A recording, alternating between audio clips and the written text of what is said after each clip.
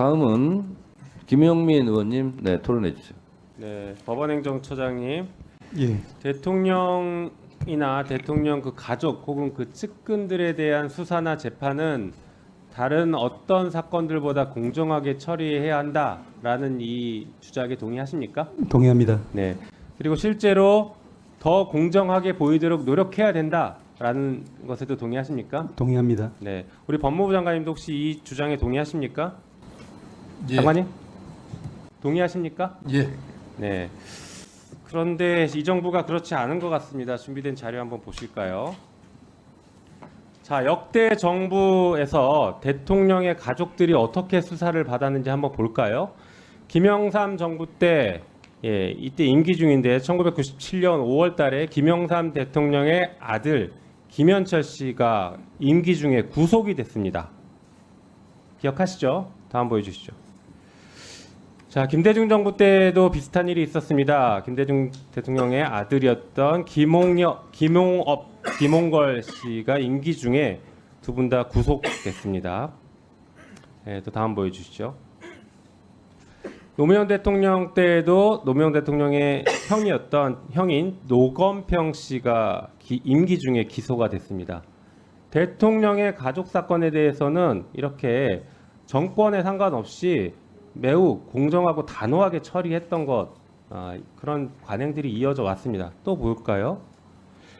자, 이명박 대통령 시절에는 대통령의 형인 이상득 당시 의원이었죠. 임기 중에 구속이 됩니다. 헌정사상 최초라는 이런 표현까지 나올 정도로. 네. 자, 이것처럼 근데 이제 윤석열 대통령이 후보 시절에 이런 얘기도 했죠. 이명박 정권 때가 가장 쿨했다. 이런 얘기를 합니다. 그 당시 보니까 윤석열 대통령이 당시에는 중수부 과장으로 근무했고 특수부장으로 근무를 하는 등 특수사건을 계속 해왔습니다. 이랬던 분, 그리고 그 당시에 현직 대통령이 형을 구속했던 그 수사에 한복판에 있었던 윤석열 당시 검사가 그때는 쿨했다. 대통령 가족을 이렇게 수사해도 권력이 뭐라 하지 않는다. 소위 말해 살아있는 권력에 대한 수사라는 것이 검찰의 본연의 기능이다. 그리고 검찰개혁의 최종 목적지다. 이렇게 열심히 외쳐왔습니다. 실제 문재인 정부 때 윤석열 당시 검찰총장과 검찰 구성원들은 끊임없이 얘기했습니다. 살아있는 권력에 대한 수사가 검찰개혁이다. 살아있는 권력에 대한 수사를 하게 해주십시오. 온전하게 할 수 있게 해주십시오. 이 얘기를 끊임없이 요구했어요.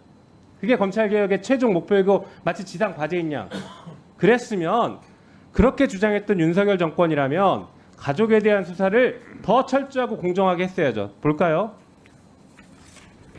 자, 윤석열 대통령의 배우자에 대한 수사는 무혐의를 했습니다. 역대 어느 정권도 가족의 수사에 대해서 이렇게 철면피 수사를 하지 않았습니다.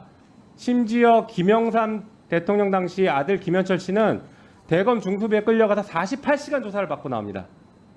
현직 대통령의 아들도 그렇게 하는데 어떻게 윤석열 정권은 대통령의 배우자가 검사를 불러들여서 출장 조사를 하게 만듭니다.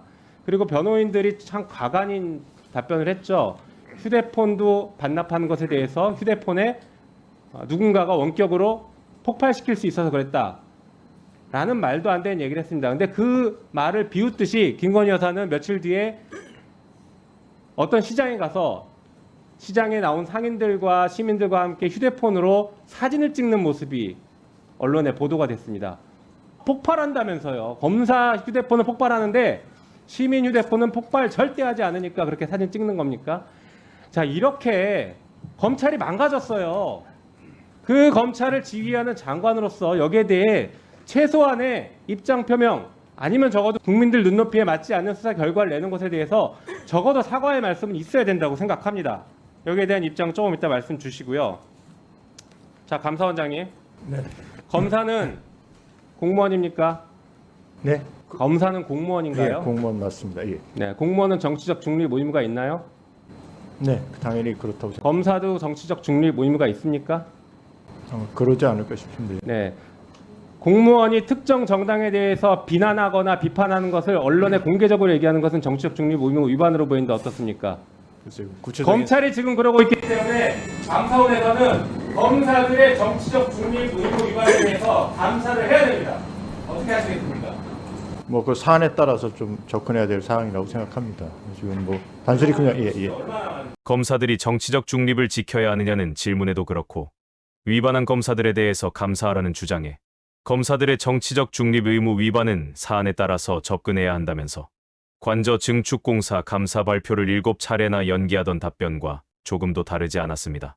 대한민국 검찰 또한 김건희처럼 감사원이 감히 거론할 수 있는 대상이 아닌 것입니다. 공직, 기강과 사회 질서를 바로잡는 3대 축이 무너졌습니다. 감사원 권익위 그리고 검찰은 자신들이 왜 존재하는지 근본을 망각한 채 처참하게 무너졌습니다.